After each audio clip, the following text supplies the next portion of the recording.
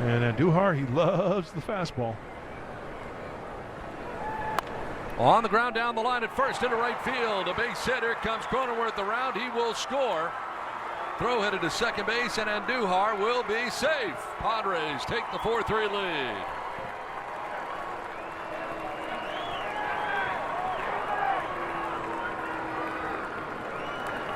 Third hit of the night for Miguel Andujar.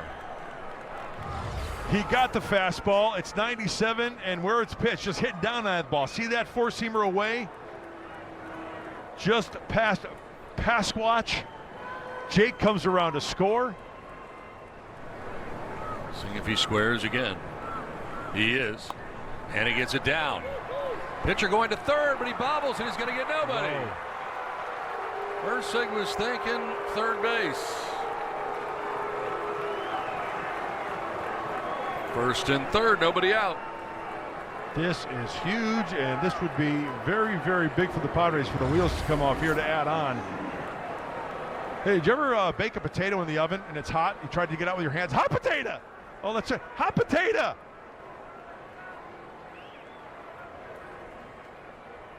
Can't believe it.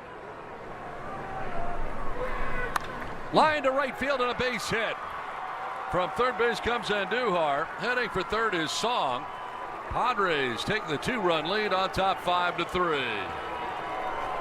Third hit of the night for Fernando. He is doing such a great job of taking pitches, even fighting pitches off on the inside part of the plate, away, take it that way. Look at him get the hands in, just rifles this ball. He knows the situation. Infield in, inside out swing. Chalk up another point for the brown and gold. I got you. Runner goes at first and a ground ball to first base as Pasquantino will apply the tag. And that is just out number one. Second and third, staying at third was Song. Still just one out in the inning. Up to 2 strikes. He's looking to get a grounder. Fly ball center field instead, sending Thomas back. He will make the catch as tagging at third base, and coming in is Song. Padres take the 6-3 lead. Sac fly for Bogaerts. So deeply hit that Fernando could tag up, and he moves to third base. So 3 big runs here in the top of the 10th so far. Beautiful. Let's check out the pitch. He wants it down, but that ball leaks up. That's right down the middle. It's a slider, and that is the pitch you can loft deep to the outfield. Xander does that. Good base running, as Donnie mentioned, by Fernando. Hey, take it, right?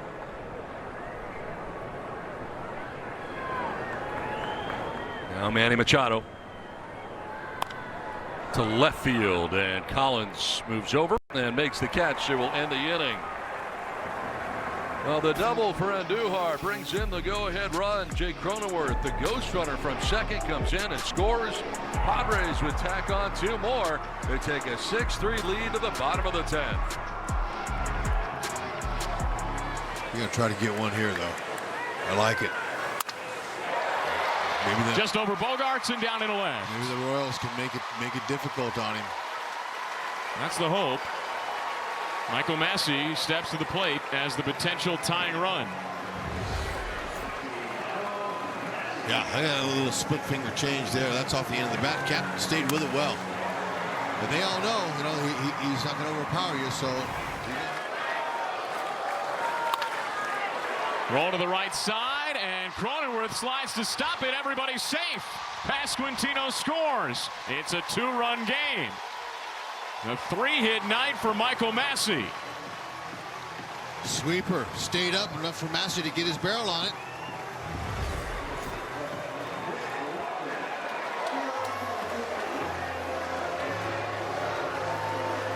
Yeah, he got out in front, had a little topspin on it. That's what got him that RBI. France creeps in at third. Lofton drops down the bunt, third base side. That's a beauty. And Kyle Hart puts it in his pocket. What a bunt. Here I'm thinking here's a guy here that can help you win the game with a home run swing. And he drops a perfect bunt down. Nicely done. I mean, there's nothing, you know, he wanted to get one out here, Hart did. He looked at third base, but there's no chance. Look at that technique, beautiful. Feathered it down. I saw the Royals bunting before the game today in practice. Well, paid off. Sure did. Always does. Hard work does pay off. The 1-1. Chop to the right side. Cronenworth flags it down. Can only get one out. Salvi's in. It's a one-run game.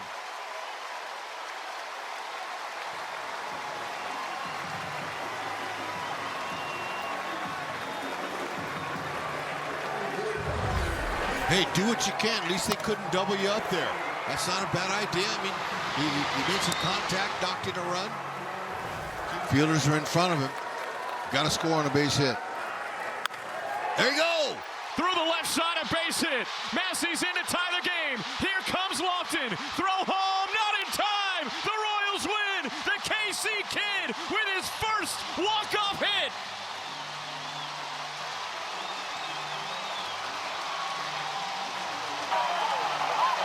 Unbelievable. What a comeback. And Hart, you're going to have to wait another time for your first save. Hang with him. What a nice attack. The Royals, they just said, hey, look, we refuse to lose.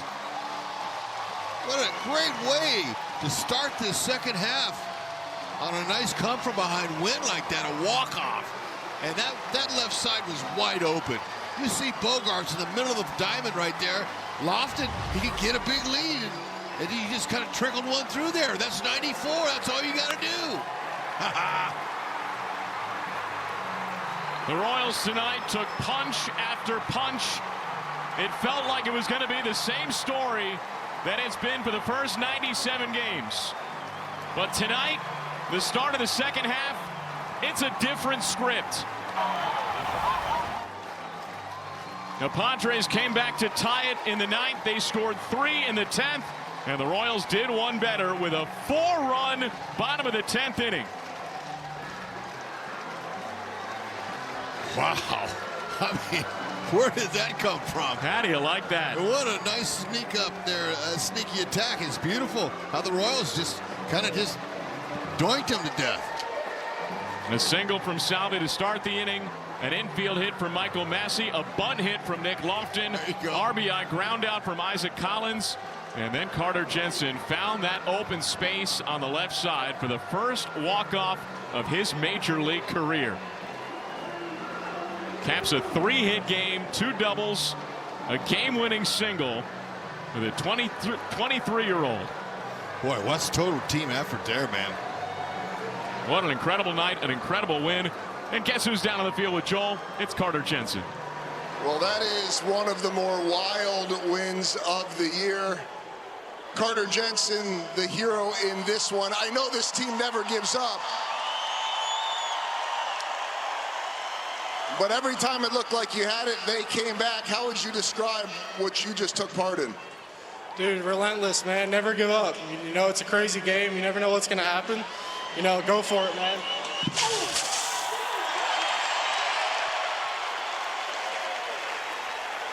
All right. I told you, you asked me to take it with you, but it had more of your name on it. So you're younger. All right, let's get back to that. I know at that point you got a job to do, you focus, but what were the emotions and the adrenaline back and forth in this one? Yeah, it was an exciting game. You know, crowd showed out. You know, it was such a fun game. You know, to be able to do this with these guys and, you know, just battle back, never give up. Like I said, just be relentless. Such a nice, simple hit, too. We know how hard you can hit the ball. You take it any way that you can get it. And it seemed like that the game was sort of going that way, too. Just so many ups and downs and interesting moments. Take me through the thought process there in the 10th inning. Yeah, you know, just keep the line moving. You know, at that point, down by 1, you know, just trying to get the tying run in. You know, if I get the winning run in, also cherry on top. So, yeah, it was a lot of fun to be a part of. At what point, after you come in after the top of the 10th, and you got to focus on, hey, I might get a chance. If you come up, there's a good chance you're going to be able to win that. Is that the mindset the moment you get into that dugout? Yeah, you know, never fold. Never throw in the white flag. You know, you never know what's going to come your way, what situations. So being able to just, try to take advantage of it. I didn't get all of that one, but it was enough. You didn't need to get all of it. It's all that mattered is you got enough of it. All right, a couple final things. There were a lot of little moments in this game, from Vinny Pasquantino stealing a base, the small ball, Lane Thomas, he had the home run, but advancing the runner on a productive out. All those little moments, too. What do you make of all that? It's team baseball. There's not a soul on this team that's selfish. Everybody just wants to win together. They don't want to win individually. So, when we're playing games like that, it's so much fun. All right, last thing, you mentioned the crowd, but you came to the stadium and saw crowds like this, 30,000 plus, fireworks on a Friday night. What is it like now as a Kansas City kid to play in front of all of them? It's surreal. I mean, I used to be sitting up there in the stands, so to be a part of this and, following the footsteps of guys that played before, it means a lot. A walk-off in front of your home crowd. Congratulations. Go enjoy it with your team. Appreciate it. Thank you. All right, What a night for the kid out of Park Hill High School in front of his home fans, and boy, do they know it. And what a way to start this second half, Hud. 4 runs in the bottom of the 10th inning, and like Carter said, it took team baseball. Exciting. Every guy had the eye of the tiger, man. They don't care how you're going to get it. Sometimes you get it hard, and lots of times you win when it's soft, and they'll take it any way they can. 7-6, the final score for Hud and Joel. I'm Jake. Thanks for joining us. Stay tuned. Royals postgame presented by Price Chopper with Bridget and Monty is next.